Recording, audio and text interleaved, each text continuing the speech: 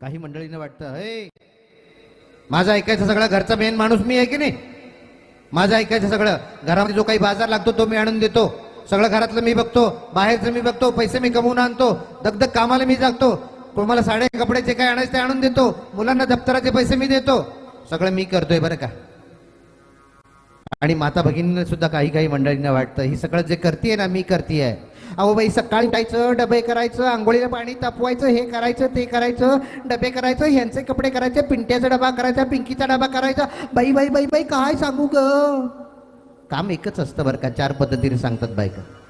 धुडा बिणं, भांडी कोंडी 2च काम असतात, 4 वेळा सांगतात. अशा काही महिला असतात बरं का. पण मी मूळ मुद्द्यावरती येतो. काही मंडळी असे असतात हे सगळं मीच करतोय असं त्यांना वाटत असतं. कधी कल्पना केली आहे का, वाहणारं वारं इकडून तिकडे जात असतं, सहजच जात असतं का हो. आता एवढा मोठा सूर्य प्रकाश देत असतो, तो उगाचच देत असतो का हो.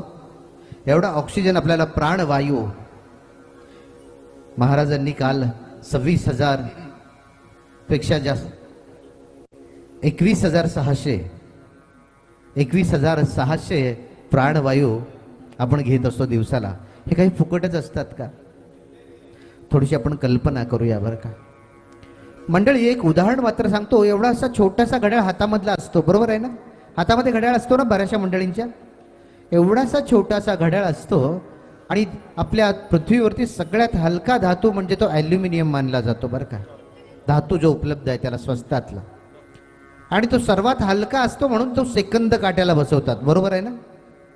तो फिरता फिरता एकदा 60 वेळा फिरला की 1 मिनिट होतं, आणि 1 मिनिट 60 वेळा फिरल्यानंतर 1 तास होतं. असे ते हलके काटे फिरवायला एवढा छोटासा सेल बसवलेला असतो, बरोबर आहे का. एवढा छोटासा सेल.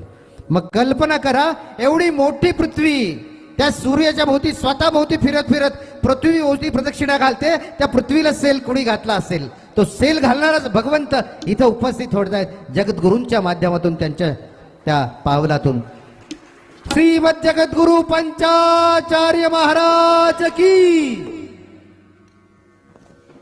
आता आपल्या समोर जो सुरेल भक्ती